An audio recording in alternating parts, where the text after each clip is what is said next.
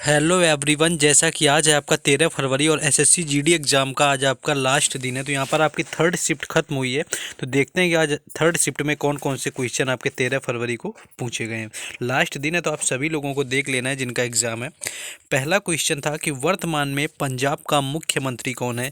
तो यहाँ पर अगर राइट आंसर की बात करें सबसे पहले, तो यहाँ पर जो राइट आंसर आपका होगा भगवंत मान, यहाँ पर राइट आंसर हो जाएगा। यानी आम आदमी पार्टी ने 16वीं पंजाब विधानसभा, यानी पंजाब में जो इस बार 2022 में विधानसभा के चुनाव हुए हैं वो 16वें नंबर के थे, जिसमें कि 117 में से 92 सीटें आम आदमी पार्टी ने जीती हुई हैं, जो कि आपका 79% बहुमत हासिल किया हुआ है। तब से ये 16 मार्च 2022 को मुख्यमंत्री के पद की शपथ ली हुई है भगवंत मान ने।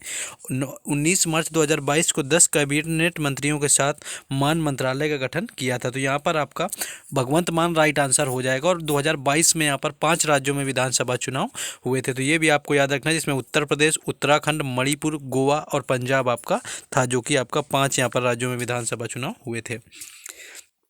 नेक्स्ट क्वेश्चन था कि भारत का 2022 में कानून मंत्री कौन था, या वर्तमान में आपसे पूछा गया था कि 2022 तक कानून मंत्री कौन था। तो किरण रिजिजू यहाँ पर राइट आंसर हो जाएंगे, जो कि वर्तमान कानून और न्याय मंत्री हैं। और भारत के पहले कानून और न्याय मंत्री की बात करी जाए तो BR अम्बेडकर, यानी कि भीमराव अंबेडकर यहाँ पर राइट आंसर हो जाएगा, जो कि आपके पहले भारत के कानून मंत्री रहे हुए हैं। लेकिन वर्तमान में किरण रिजिजू यहाँ पर राइट आंसर हो जाएगा।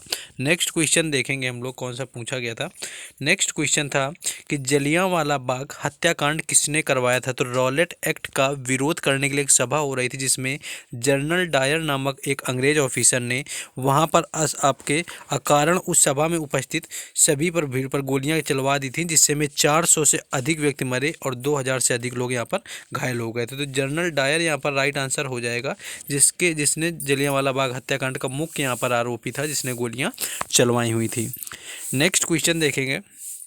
लेकिन नेक्स्ट ये क्वेश्चन देखने से पहले आप सभी लोगों को वीडियो को लाइक और चैनल को जरूर सब्सक्राइब करना है, क्योंकि यहाँ पर जैसा कि आपको हर एग्जाम का एनालिसिस, हर शिफ्ट का एनालिसिस, हर दिन का एनालिसिस दिया जाता है और उसका प्लेलिस्ट भी आपको बना करके दिया जाता है, तो आप आसानी से वहाँ जा करके देख सकते हो। तो सिर्फ सपोर्ट के लिए आपसे चैनल सब्सक्राइब करने को बोलें। आज आपका GD का लास्ट दिन है, फिर भी आपको हर शिफ्ट का एनालिसिस हम दे रहे हैं किसी तरह क्वेश्चन अरेंज करके। तो सिर्फ सपोर्ट के लिए आपको इतना करना है। आई होप कि आप लोगों ने कर दिया होगा। और व्हाट्सएप ग्रुप और टेलीग्राम चैनल दोनों का लिंक डिस्क्रिप्शन में दिया हुआ है, उनसे जुड़ जाएं आप लोग, तो वहाँ पर आपको बाकी सारी अपडेट और PDF मिलती रहेंगी। तो चलिए अब क्वेश्चन में अपने देख लेते हैं कि क्या क्वेश्चन पूछा गया था। क्वेश्चन था कि 1956 में कौन सी पंचवर्षीय योजना शुरू हुई थी। तो दूसरी पंचवर्षीय योजना यहाँ पर राइट आंसर हो जाएगा, जो कि 1956 से लेकर के 1961 तक चली थी।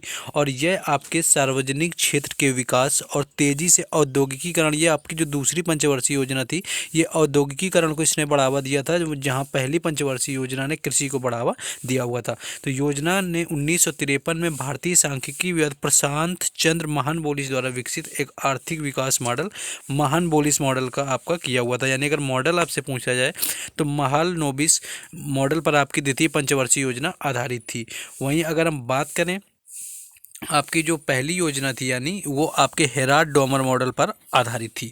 तो इस तरह क्वेश्चन पूछा गया था। नेक्स्ट क्वेश्चन था कि पहला खेलो इंडिया यूथ गेम्स किस राज्य में हुआ था।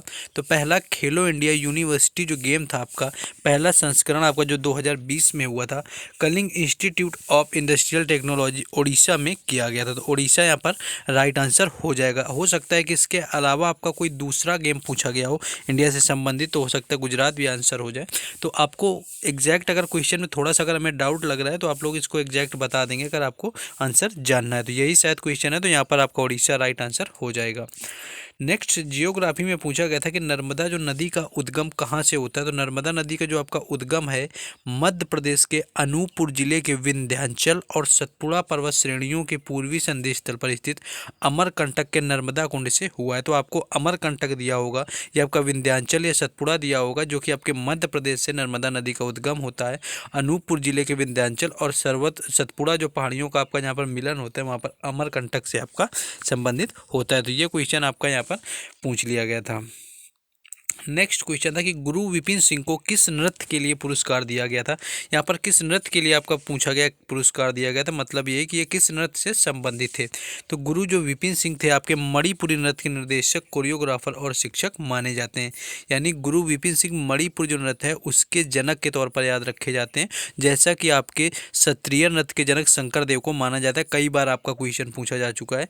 तो इन्हें आपका जिनका आपका जन्म टाइम पीरियड यानी जन्म काल आपका 1918 से 2000 तक चला हुआ था। तो गुरु विपिन सिंह आपके मणिपुरी नृत्य से संबंधित थे और उसके गुरु भी यहाँ पर माने जाते हैं। तो ये क्वेश्चन आपका पूछा गया था।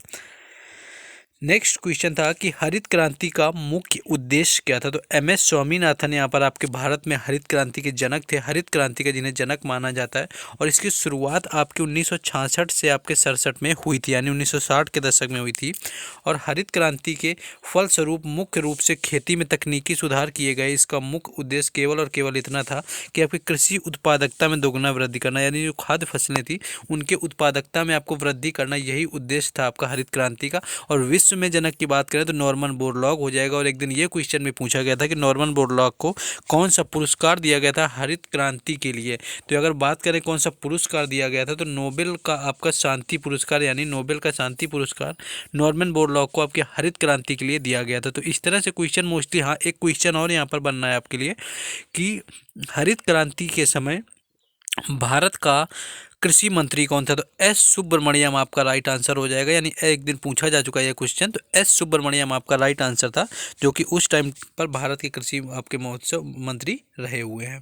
नेक्स्ट क्वेश्चन था आपका कि बांग्ला महोत्सव किस राज्य से संबंधित है। तो मेघालय आपका राइट आंसर हो जाएगा, जहाँ पर मेघालय का आपका यहाँ पर मेघालय का बांग्ला उत्सव आपका राइट आंसर हो जाएगा। इसे 100 ड्रम उत्सव के महोत्सव के रूप में भी जाना जाता है। कई बार आपसे क्वेश्चन इस तरह से पूछा जा चुका है कि 100 ड्रम यानी कि 100 ड्रम महोत्सव किस राज्य में मनाया जाता है। तो यह आपके मेघालय में मनाया जाता है और आपका इसका दूसरा नाम बांग्ला महोत्सव होता है। तो इस तरह से क्वेश्चन पूछा जा चुका है। जैसे कि आपका चेराव नृत्य होता है, यानी कि चेराव नृत्य की, जैसे कि आपका मिजोरम का जो कि बम्बू डांस होता है, तो चेराव नृत्य मोस्टली आपका कई बार पूछा जाता है, तो वो भी आपको याद रखना है, वो आपके मिजोरम से संबंधित है। नेक्स्ट क्वेश्चन था कि 2011 की जनगणना के अनुसार सबसे कम जनसंख्या वाला राज्य यहाँ पर पूछा था। तो भारत में सबसे कम जनसंख्या वाला राज्य आपका सिक्किम है, जो कि यहाँ पर अगर आप बात करें तो 6,10,577 लोग कुल आपके इस राज्य में बसते हैं, 6 लाख। तो यह आपका सबसे कम जनसंख्या वाला राज्य और क्षेत्रफल की दृष्टि से आपका गोवा आता है।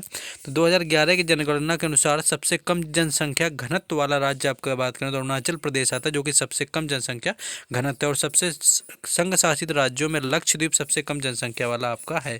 वहीं अगर पूछा जाए कि आपका यहाँ पर कि केंद्र शासित प्रदेश कौन सा है सबसे कम जनसंख्या में, तो लक्षद्वीप आपका राइट आंसर हो जाएगा।